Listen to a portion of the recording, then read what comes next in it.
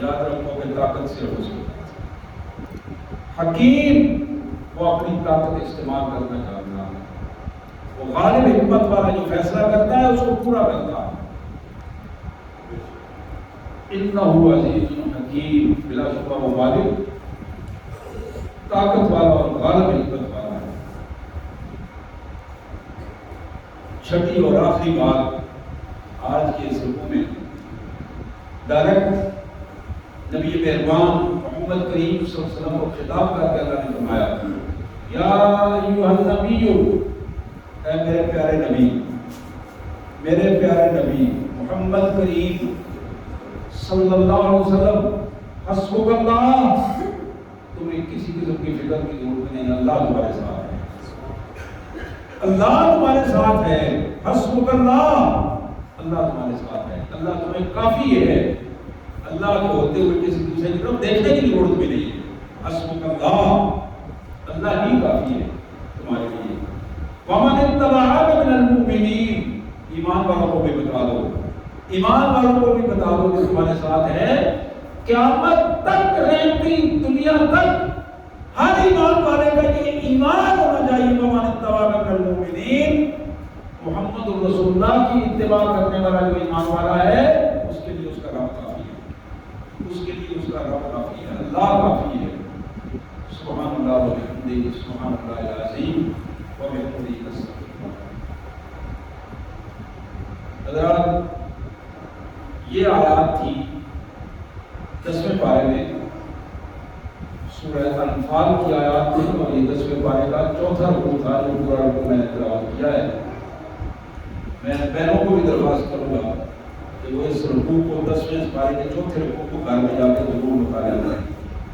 اگر کوئی تفسیر ہے تو تفسیر کا مطالعہ کریں، ترجمے والا قرآن مجید ہے تو اسے اس کا ترجمہ پڑھیں، ایک دفعہ نہیں، کم از کم 3 دفعہ بیٹھ کے پڑھیں، آپ کو بڑا لطف آئے گا. قرآن مجید کا ایک ایک لفظ جو ہے وہ کمال قسم کے خزانے لیے ہوئے. آج کی ہماری ان مبارک آیات میں 6 بنیادی چیزیں اللہ نے ہمارے سامنے ڈسکس کی ہیں، 6 فیصلے ہمارے سامنے رکھے ہیں. اس مادی دنیا میں، مادہ پرستانہ دور میں، جہاں ایک فکر ہے سب کو، اور وہ فکر یہ ہے کہ دولت کس طرح اکٹھی کی جائے، پیسہ کس طرح اکٹھا کیا جائے، وسائل کس طرح ڈھونڈے جائیں.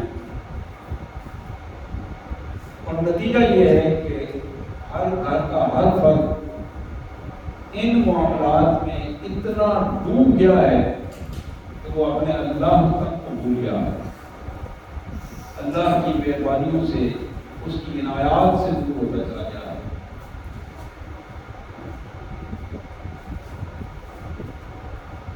ہمیں فکر ہے ہماری اس 50-60 سالہ زندگی کی کہ یہ بہتر ہو جائے. قرآن ہمیں فکر دیتا ہے کہ تم اپنی اس زندگی کی فکر کرو جو ہمیشہ ہمیشہ کی زندگی ہے.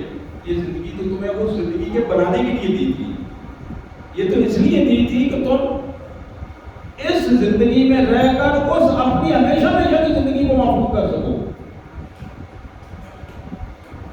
جنہوں نے اپنی اس زندگی کو محفوظ کر لیا ہے ان کی وہ ہمیشہ کی زندگی محفوظ ہوتی ہے. حضرات، پہلی چیز جو قرآن نے بتائی کہ اگر تمہارے اندر ایمان کی سچائی موجود ہے تو پھر دنیا کا سارا کفر بھی اکٹھا ہو جائے، وہ کیا آ جائے، وہ تمہارا مال بھی بکا نہیں کرتا، تمہارا مال بھی بکا نہیں کرتا ہے. دنیا کا سارا کفر، اور یہ معمولی بات نہیں ہے. تاریخ انسانیت نے اس کی بار بار اس کا ہمیں مشاہدہ کروایا ہے، بار بار مشاہدہ کروایا ہے کہ ایمان کے بلبوتے پر جب ایمان والے میدان جہاد میں نکلے ہیں، اللہ کے لیے، خالص اللہ کی رضا کے لیے انہوں نے میدان سجائے ہیں، تو اللہ نے پھر ان کو کبھی بھی مغلوب نہیں ہونے دیا، ہمیشہ غالب رہے ہیں. آزمائشیں آئی ہیں، آزمائشیں مرتبے بلند کرنے کے لیے ہوتی ہے، کامیابیوں کے لیے ہوتی ہے۔ آزمائشوں کے بعد کامیابی ہمیشہ ایمان والوں کی رہتی ہے۔ آج 1500 سال بعد کم و بیش محمد کریم صلی اللہ علیہ وسلم کی امت میں ایمان کی تھوڑی سی حیثیت بھی اگر آج سچائی کے ساتھ موجود ہے، اس سچائی کی پوزیشن یہ ہے کہ آج بھی ایمان جہاں کھڑا ہو جاتا ہے، ایمان اپنی قوت کو محسوس کرواتا ہے، زبانیں اس ایمان کا اقرار کر دیتی ہیں، دل و دماغ میں ایمان کی قوت اور اللہ پر بھروسے کی قوت آتی ہے، تو پھر نتیجہ یہ نکلتا ہے کہ انہم لا یعجزون، کافر تمہیں گرا نہیں سکتا۔ دوسری بات جس کو قرآن مجید نے ہمارے سامنے رکھا، اپنے آپ کو ایمان والا بندہ ہمیشہ اپنے آپ کو بحیثیت قوم بھی اور بحیثیت فرد بھی تیار رکھتا ہے، اپنے مسائل کو بھی، اپنی صحت کو بھی، اپنے ایمان کو بھی ہمیشہ اللہ کی راہ میں نکلنے کے لیے تیار رکھتا ہے، اور اس کا حکم دینے یہ فرض ہے، جس طرح نماز فرض ہے اسی طرح یہ فرض ہے کہ بندہ مومن اپنے آپ کو ہمیشہ تیار رکھے۔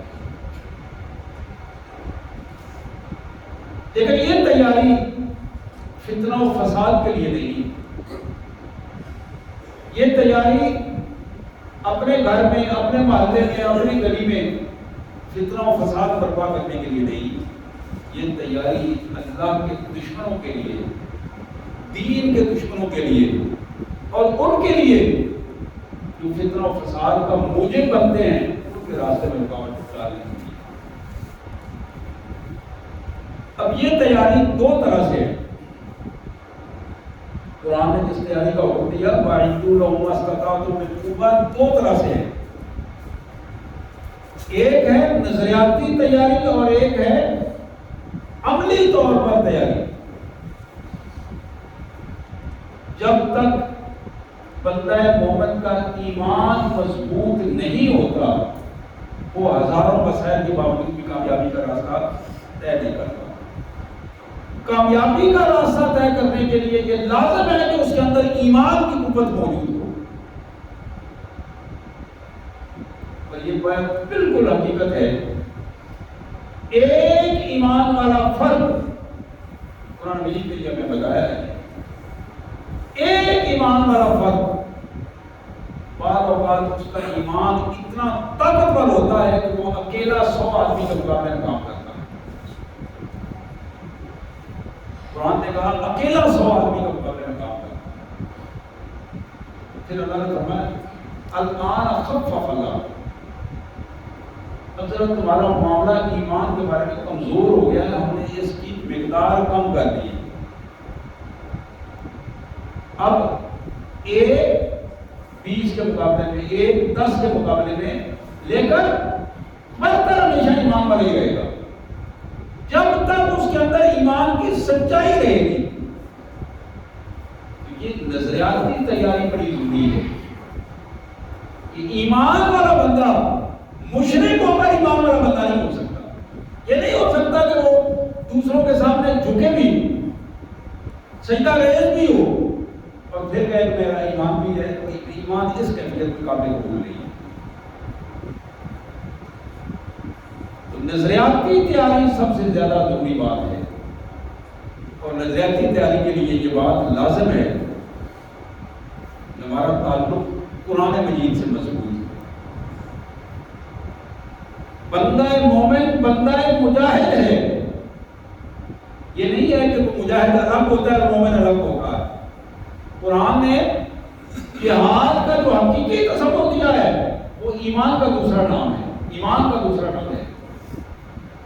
اور جب بندہ مومن بندہ مجاہد ہے تو اس کے لیے ہر مومن کے لیے قرآن مجید کا ہر وقت اس تعلق کو بڑھاتے رہنا یہ لازم ہے۔ ہماری کمزوریاں یہ ہیں کہ ہم قرآن مجید کو محض دم دلک کے لیے رکھتے ہیں، ختم کے لیے رکھ لیتے ہیں، مردے پہنچوانے کے لیے رکھا ہوا ہے، عدالتوں میں قسمیں اٹھانے کے لیے ہم نے قرآن کو رکھا ہے، گھروں میں جب کوئی جھگڑا آ جائے، گھروں سے بیٹیوں کو رخصت کرنے کے لیے قرآن مجید کے سائے میں رخصت کرنے کے لیے قرآن کو رکھا ہوا ہے۔ یہ جو دنیا داری کے ہم نے چھوٹے چھوٹے مسائل ہیں ان کے لیے قرآن کو رکھا ہے، ورنہ قرآن کیا ہے؟ اللہ فرماتے ہیں کہ اللہ کے رسول صلی اللہ علیہ وسلم کا فرمان ہے، اس قرآن کے ذریعے اللہ تبارک و تعالیٰ قوموں کو بلندیاں عطا کرتے ہیں۔ اس قرآن کو ماننے والے جب نہیں مانتے تو اللہ جنت کے عطا گہرائیوں میں گرا دیتے ہیں۔ یہ قرآن کو قرآن ہے، یہ آیا اس لیے ہے کہ قوموں کے نصیب بدلے، قوموں کے مقدر بدلے، قوموں کو دنیا پر امامت کا طریقہ سکھائے۔ میں یہ عرض کر رہا تھا کہ یہ دوسری چیز نظریاتی تیاری اور پھر اس کے بعد عملی تیاری۔ اب عملی تیاری میں یہ بات لازم ہے کہ ہمارے وہ مجاہدین، ہماری وہ فورسز جنہیں یہ ذمہ داری سونپی گئی ہے، انہیں زیادہ سے زیادہ عملی وسائل جو ہے زیادہ سے زیادہ فراہم کیے جائیں۔ ایک دور تھا یہ بات کہی جاتی تھی اور یہ بھی خصوصاً لوگوں کو خاص افراد کی طرف سے پھیلائی جاتی تھی کہ پاکستان کی پوزیشن کے لیے کوئی سوئی بھی تیار نہیں کر پاتا۔ اب ایک وقت وہ ہے کہ پاکستان کی پوزیشن یہ ہے کہ دنیا جہازوں کو خریدنے کے لیے اور اس کے لیے لائنیں لگی ہوئی اور سودے بن رہے ہیں اور سودے طے ہو رہے ہیں۔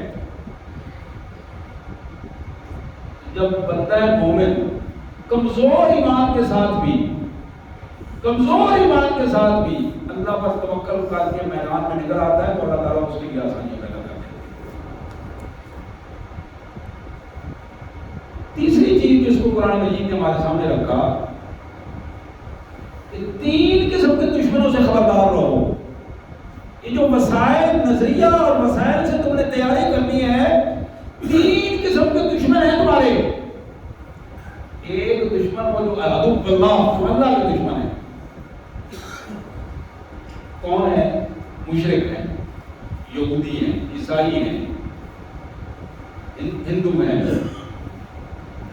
جتنے لوگ بھی اللہ کے ساتھ شرک کرتے ہیں وہ سارے اللہ کے دشمنوں میں شمار ہوتے ہیں، چاہے وہ کلمہ پڑھنے والا ہی کیوں نہ بندہ ہو۔ اگر وہ مشرک ہے، اللہ کے تبارک و تعالیٰ کے ساتھ شرک کرتا ہے تو اللہ کے دشمنوں میں اس کا شمار ہوتا ہے۔ پہلے دشمن یہ ہے۔ دوسرے دشمن بھی فرمایا وَعَدُوَّكُمْ، جو تمہارے دشمن ہیں زمینی حقائق کے تحت تمہارے قریب ترین علاقوں میں، ہندوستان کی صورت میں اور بہت سارے ایسے لوگ جو خطے ہیں مختلف زمین کے اور پھر تمہارے دشمن ہیں۔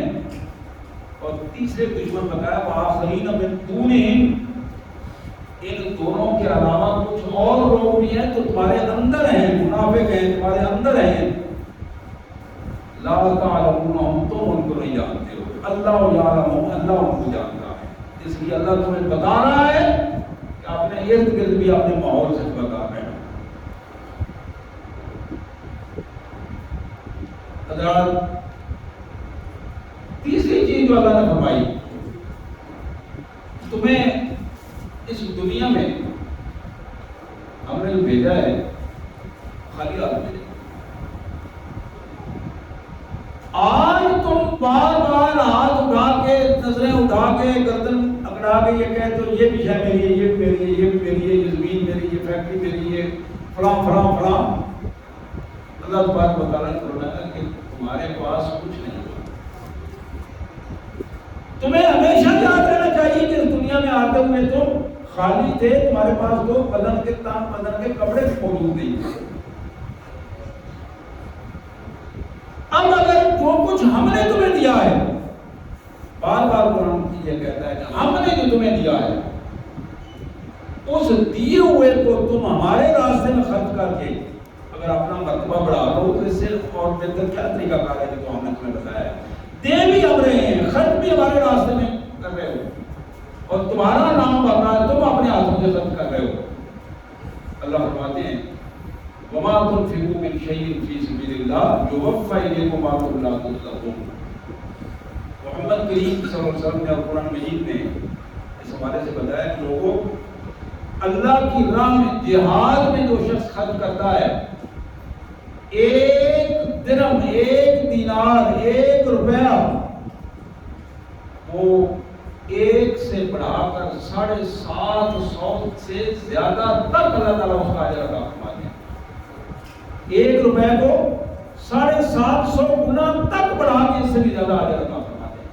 قرآن مجید نے اس کی اور مثالیں بھی دی ہیں، اس کی کمال مثالیں یہ ہیں کہ جس طرح تم ایک دانہ زمین میں ڈالتے ہو اور پھر اس کے سٹے بنتے ہیں، ایک سٹے میں ہم کئی 100 دانے ڈال دیتے ہیں، اور پھر وہ ایک دانے سے ایک کوپل جو بنتی ہے اس سے پورا پودا بنتا ہے، اس کے کئی سٹے اس میں سے نکلتے ہیں.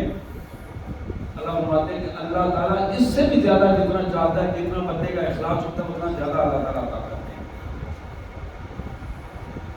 جو پیسہ تم خرچ کرتے ہو، اللہ کی راہ میں خرچ کرتے ہو، اس کو تم اخلاص کے ساتھ اللہ کی راہ میں خرچ کرو گے، اللہ تبارک و تعالیٰ تمہارے لیے اس دنیا میں اور آخرت میں تمہیں عطا کرے گا.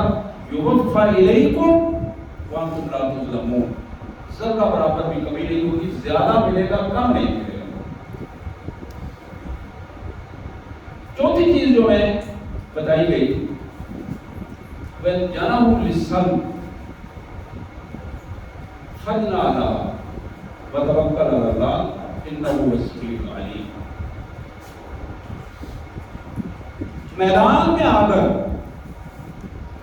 ایک وقت تو آئے کہ دشمن گر جائے،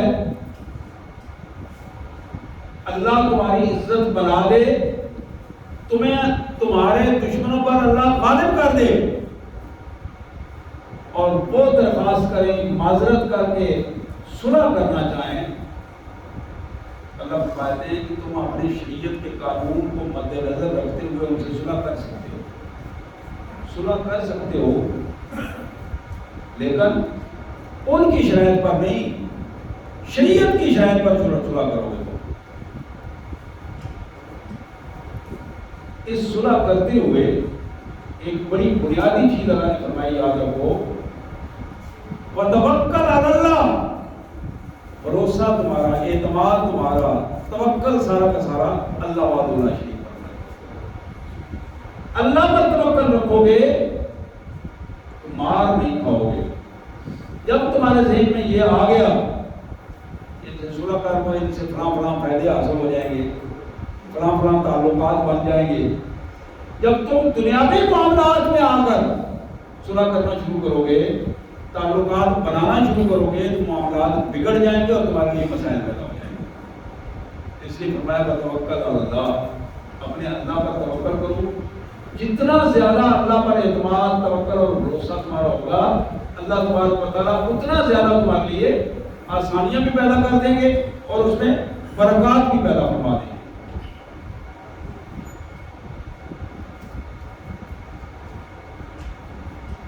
صلح میں دو چیزیں سادہ سادہ ہیں، یا تو بعد صلح کے بعد حالات درست ہو جائیں، اور اکثر کفر کی یہ عادات ہوتی ہے کہ وہ صلح کے بعد دھوکہ دے کی کوشش کرتے ہیں، دھوکہ دے کی کوشش کرتے ہیں. رسول اللہ صلی اللہ علیہ وسلم کے دور میں بھی ایسے کئی دفعہ ایسا ہوا، معاہدے ہوئے، توڑے انہوں نے، یہودیوں نے معاہدے توڑ دیے، کفار نے معاہدے مختلف حوالوں سے توڑ دیے، دھوکہ دہی کی کوششیں ہوئی. یہاں بھی اللہ نے فرمایا میں یرید و یخدعوک فإن حسبک اللہ. میرے رسول گھبرانے کی ضرورت نہیں، پریشانی کی ضرورت نہیں.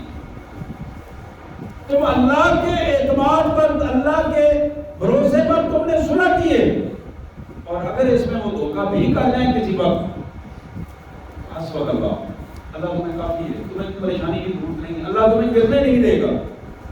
اللہ تمہیں پریشان نہیں. تم اپنے اللہ پر توکل کرتے ہوئے اللہ کے قوانین کو مد نظر رکھتے ہوئے اپنے دونوں پاؤں پہ کھڑے رہو, اللہ تمہیں کبھی بھی گرنے نہیں دے گا. والذی ایدک بنصرہ وبالمؤمنین, اس مالک نے پہلے بھی تمہاری مدد کی, ایمان والوں کی بھی مدد کی, آج بھی کر رہا ہے, کل بھی کرے گا. محمد کریم صلی اللہ علیہ وسلم نے انہی الفاظ کو میدان بدر میں اپنے اللہ کے حضور رکھا. آپ سجدہ ریز تھے, صدیق اکبر پاس بیٹھے تھے سیکورٹی کی ڈیوٹی پہ. صدیق اکبر رضی اللہ تعالیٰ کو بیان ہے کہ رسول اللہ صلی اللہ علیہ وسلم سجدے میں رو رو کر یہ دعائیں کر رہے تھے, یا اللہ یا کریم, اب میں کمزور تیرا بندہ, کمزور بندہ اپنی پوری تیری دی ہوئی قوت کو لے کر میدان میں آ گیا ہوں. تو نے جو وعدہ کیا اپنا وعدہ پورا کر دے. یا اللہ تو سچا ہے, وعدوں کو پورا کرنے والا ہے, اپنا وعدہ پورا کر دے. ہمارا توکل, ہمارا اعتماد تجھ پر ہے. پھر مالک نے جو وعدہ پورا کیا آپ جانتے ہیں, 313 8 تلواریں, چند نیزے, چند زرہیں اور چند اونٹ, یہ ساری کی ساری متا تھی. اس متا نے جب رزلٹ آیا تو کفر جو 1000 تھا 70 ان کے مارے گئے, 70 ان کے گرفتار ہوئے, اور مقابلے میں مسلمانوں کے 14 آدمی شہید ہوئے, گرفتار کوئی نہیں ہوا. اور وہ 70 مروا کے, 70 گرفتار کروا کے وہاں سے ایسے بھاگے کہ مکہ مکرمہ تک انہوں نے پیچھے مڑ کر نہیں دیکھا, اور خوف زدہ تھے کہ کہیں مسلمان پیچھے سے مارے نہیں. وتوکل علی اللہ, جب اللہ پر توکل ہوتا ہے, اللہ پر اعتماد ہوتا ہے, تو پھر اللہ اپنے بندوں کو گرنے نہیں دیتا, گرنے نہیں دیتا. جب اعتماد وسائل پر آنا شروع ہو جائے, افراد پر آنا شروع ہو جائے, کہ فلاں بندہ ہوگا تو فتح ہوگی, فلاں بندہ ہوگا تو یہ معاملہ درست ہوگا. فاروق اعظم رضی اللہ تعالیٰ نے ایک موقع پر بڑا خوبصورت فیصلہ کیا, تاریخ کا نادر فیصلہ ہے. ایک دفعہ سپہ سالار جناب خالد بن ولید کو معزول کر دیا, ان کی جگہ ابو عبیدہ بن جراح کو بھیجا. اور جب پوچھنے والے نے پوچھا کہ حضرت کیا فیصلہ کر دیا, خالد کو وہ ہے کہ جس کی پیشانی پہ اللہ نے فتح لکھ دی ہے, سیف من سیوف اللہ ہے. اللہ کے رسول نے انہیں کہا, میں لوگوں کے دلوں سے یہ بات مٹا دینا چاہتا ہوں کہ فتح خالد کی وجہ سے ہوتی ہے, میں بتانا چاہتا ہوں کہ فتح میرے رب کی وجہ سے ہوتی ہے, نہ عمر کی وجہ سے ہوتی ہے, نہ صدیق کی وجہ سے ہوتی ہے, نہ علی کی وجہ سے ہوتی ہے. فتح کی بنیاد وتوکل علی اللہ, میرے اللہ کے فیصلے پر, اللہ کے بھروسے پر ہوتی ہے. اور آج بھی وہی قانون ہے, قیامت تک یہی قانون رہے گا. جب ایمان والے وسائل رکھتے ہوئے اپنے ایمان کو اپنے اللہ کے حوالے سے مضبوط رکھیں گے, اور یہ بات یاد رکھیں گے کہ ہمارا توکل, ہمارا اعتماد اپنے اللہ وحدہ لا شریک پر ہے, یقین کریں کہ فتح ان کے قدموں میں ہوگی. یہ کائنات کے مالک کا یہ فیصلہ ہے. آج تک ہماری کمزوریاں یہ رہی ہیں, اور مختلف حوالوں سے یہ چلتی بھی جا رہی ہیں, کہ لفظ ایمان ہمارے منہ سے نہیں نکلتا. پہلی دفعہ جنرل ضیاء مرحوم کے دور میں ایمان, تقویٰ اور جہاد کا ماٹو آیا مسلمانوں کی فوج میں. کئی کمزوریاں ہوگی, یقیناً کمزوریاں ہیں اس وقت میں, لیکن ایمان کا دعویٰ کرنا اور ایمان کا چرچا کرنا اور ایمان کے مطابق کس ماحول بنا لینا, اس کی اگر کسی نے کوشش کی ہے تو وہ مجموعی طور پر پہلا فرق تھا جس نے پاکستان کی فورسز میں یہ کام کرنے کی کوشش. اب یہ دوسرا فرق ہے جس کی زبان سے ہم 2-3 دفعہ یہ لفظ سن چکے ہیں, کامیابی ایمان کا نام ہے. ایمان میرے اندر ہوگا تو کامیابی ہوگی، ایمان نہیں ہوگا تو کامیابی نہیں ہوگی۔ میرے پیارے بھائیوں، یہ خدا کا فیصلہ ہے، یہ رب کا فیصلہ ہے۔ فرد اسی وقت طاقتور ہے جب وہ اللہ کا بندہ ہے، جب وہ اپنے آپ کو بندگی سے ماورا سمجھنا شروع کر دیتا ہے تو پھر اللہ اس کو گرا دیتے ہیں اور اس کو خواب جگا دیتے ہیں، اسے بتا دیتے ہیں کہ تم میرے بندے، میری بندگی سے جب نکلو گے تو دنیا میں ہی ذلیل و رسوا کر جاؤ۔ تو یہاں اس کیفیت کو کائنات کے مالک نے بتایا، میرے رسول اللہ تو یہ لوگ تمہیں دھوکہ دینے کی کوشش کریں گے، پریشانی کی ضرورت نہیں، حسبک اللہ، اللہ تمہارے ساتھ ہے، اللہ تمہارے ساتھ ہے۔ جب اللہ ساتھ ہے تو دنیا کی کوئی قوت، دنیا کی کوئی قوت تمہیں جب کسی بھی ایمان والے کو دھوکہ دے سے گرا نہیں سکتی۔ حضرات، اسی طرح ایک بڑی اہم چیز آخری 2 پوائنٹ میں اللہ تبارک و تعالیٰ نے ہمارے سامنے رکھی، یہ جو دلوں کا جڑ جانا ہے، اتحاد، اتفاق اور قومی یکجہتی۔ اللہ نے فرمایا کہ یہ صرف اللہ کی مہربانی تھی میرے رسول، اللہ نے آپ کو لوگ ایسے دیے ہیں کہ جن کے دلوں میں آپ کی محبت اور آپس میں ان کی محبت آ گئی۔ قرآن مجید نے اس کو اور الفاظ میں بھی 2-3 دفعہ قرآن مجید نے ہمارے سامنے رکھا۔ اللہ نے فرمایا کہ میرے رسول صلی اللہ علیہ وسلم اپنے ان ساتھیوں سے نرمی رکھا کریں، یہ اللہ کی مہربانی ہے کہ لنت لہم، اللہ نے تمہیں ان کے لیے نرم بنا دیا، نرم کو بنا دیا، رحمت والا بنا دیا ہے۔ اگر آپ آج بھی اللہ کی دی ہوئی اس صفت کو چھوڑ دیں گے، لنفذوا من حولک، کہ آپ کے ارد گرد چھٹ جائیں گے، بھاگ جائیں گے، کوئی بھی آپ کے قریب نہیں رہے گا۔ فبما رحمت من اللہ، یہ اللہ کی رحمت ہے جو اللہ نے تمہیں دی ہے۔ یہاں اس کیفیت کو قرآن مجید ہمارے سامنے رکھتا ہے کہ ایمان والوں، جب تم اللہ کے لیے مخلص ہو جاؤ گے، اللہ تمہارے دلوں کو آپس میں جوڑ دے گا۔ جب اللہ کے لیے مخلص نہیں ہوتے تو پھر ایک مسجد میں نماز پڑھنے والے لوگ بھی آپس میں لڑتے جھگڑتے رہتے ہیں، ایک مسجد میں نمازیں پڑھنے والے لوگ بھی، ایک امام کے پیچھے نمازیں پڑھنے والے لوگ بھی وہاں آپس میں دھوکہ دینے کی کوشش کرتے ہیں، ایک دوسرے کی ٹانگیں کھینچتے رہتے ہیں۔ یہ کمزوری کیوں ہے؟ اس لیے کہ ایمان کی کمزوری ہے۔ کمزوری ایمان کی کمزوری ہوتی ہے۔ جب ایمان مضبوط ہوتا ہے، بندے کا اللہ کے دین کے ساتھ وابستگی خالص اللہ کی رضا کے لیے ہوتی ہے، اس کو اس کی پرواہ نہیں ہوتی کہ کون کیا کر رہا ہے، اس کو اس کی پرواہ ہوتی ہے کہ میرا تعلق میرے اللہ سے مخلصانہ ہے کہ نہیں ہے۔ جب اللہ سے تعلق مخلصانہ ہو، اللہ کے رسول سے تعلق مخلصانہ بن جائے، یہ وہ 2 چیزیں ہیں جو بندے کو کی کامیابی کے راستے اس کے لیے آباد کر رہے ہیں اور مسلسل آباد کر رہے ہیں۔ میرے پیارے بھائیوں، یہ اہم ترین نقطہ ہے۔ اللہ نے فرمایا میرے رسول، تم بھی یا کوئی تمہارے علاوہ کوئی بھی دنیا بھر کے خزانے لے کر لوگوں میں بانٹنا اور تقسیم کرنا شروع کر دے، ما الفت بین قلوبہم، ان کے دلوں کو اکٹھا نہیں کر سکتا، ولکن اللہ الف بین قلوبہم، لیکن یہ اللہ کی مہربانی ہے کہ اس نے سب کے دلوں کو اکٹھا کر دیا ہے، جوڑ دیا ہے، محبتیں پیدا کر دی ہے، یکجہتی پیدا کر دی ہے، اتحاد اور اتفاق پیدا کر دیا ہے، ایک دوسرے کے لیے اپنی جانیں قربان۔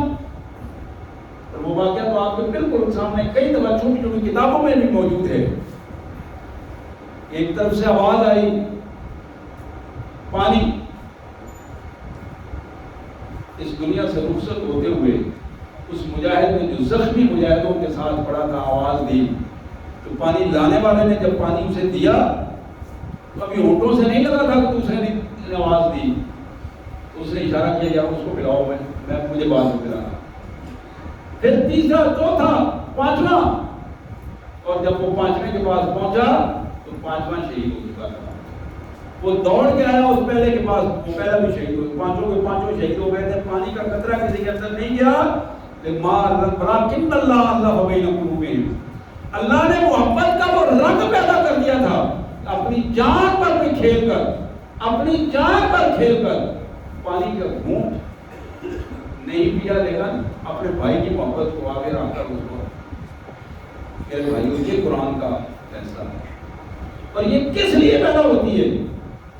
جب تک اللہ کے لیے بندہ مخلص نہیں ہو جاتا اس وقت تک بندوں کے لیے مخلص نہیں ہوتا۔ اللہ کے لیے مخلص ہو جانا، اللہ کے حضور اخلاص کی کیفیت پیدا کر دینا، اپنے آپ کو اللہ کے لیے لگا دینا، اللہ کے دین کے لیے مخلصانہ طور پر لگا دینا، یہی کامیابی کی دلیل ہے۔ اور جس کے اندر یہ پیدا ہو جاتی ہے، یقین کیجیے کہ اس کو دوسروں کے عیب نظر نہیں آتے، وہ اپنے عیب ٹھیک کرتا رہتا۔ ہماری کوشش یہ ہے کہ ہم دوسروں کے عیب ٹھیک کرنا، خود گندگی میں کھڑے ہوتے ہیں اور دوسروں کے عیب ٹھیک کرنے کے لیے ٹھیکہ اٹھا رکھا ہوتا ہے۔ سب سے پہلے اپنے آپ کو درست کرنے کی کوشش کریں۔ اللہ تعالیٰ نے فرمایا یہ اہم پہلو، اور پھر آخری بات جو اس حوالے سے قرآن نے بتائی، یا ایھا النبی حسبک اللہ ومن اتبعک من المؤمنین۔ پھر وہی بات اور اہم بات، میرے نبی تم بھی یاد رکھو، تمہارے اتباع کرنے والے مومنین بھی یاد رکھیں کہ قیامت تک جو شخص بھی تمہارا سچا تابع دار ہوگا، ہمارا وعدہ ہے کہ ہم اس کے لیے کافی ہوں گے، ہم اس کے لیے کافی ہوں گے، ہم اس کو دنیا کے سامنے جھکنے نہیں دیں گے، ہم اس کو ذلیل و رسوا نہیں ہونے دیں گے۔ میرے بھائیوں، آج کے ہمارے اس پورے خطبہ جمعہ کا جو خلاصہ، یہ 6 بنیادی چیزیں تھیں۔ پہلی چیز، اللہ تبارک و تعالیٰ کا یہ فیصلہ ہے کہ جب سچا ایماندار ہوگا تو وہ کفر کے سامنے جھک نہیں پائے گا۔ دوسری چیز، ہمیشہ ایمان والے کے لیے یہ لازمی ہے کہ وہ نظریاتی طور پر بھی اور عملی طور پر بھی اپنے آپ کو تیار رکھے۔ تیسری چیز، اللہ کی راہ میں اپنا علم، اپنا پیسہ، اپنا مال، اپنے وسائل، اپنی صلاحیتیں خرچ کرے، اللہ تعالیٰ اسے مایوس نہیں کرے گا، اس دنیا میں بھی مالا مال کر دے گا اور آخرت میں بھی مالا مال کر دے گا۔ چوتھی چیز، اگر دشمن صلح کرنا چاہے تو شریعت کے قانون کے مطابق اسے صلح کر لی جائے، توکل اللہ پر رکھا جائے۔ اگر وہ دھوکہ نہیں کرے، اللہ فرماتے ہیں میں ایمان والوں تمہارے ساتھ ہوں، تمہیں کوئی مار نہیں سکتا، تمہیں کوئی گرا نہیں سکتا۔ اور اسی طرح پانچویں چیز، اللہ نے فرمایا کہ تمہارے دلوں کو جوڑنے کے لیے اللہ پر توکل، اللہ کی محبت، اللہ کا بھروسہ ضروری ہے۔ یہ اللہ کی مہربانی ہے کہ تمہارے دلوں کو اس نے جوڑ دیا ہے۔ اگر اللہ سے دور ہوتے چلے جاؤ گے تو پھر آپ کا فرقہ بازی ضرور ہو جائے گا۔ اللہ سے جڑ جاؤ تو آپس میں جڑ جاؤ گے۔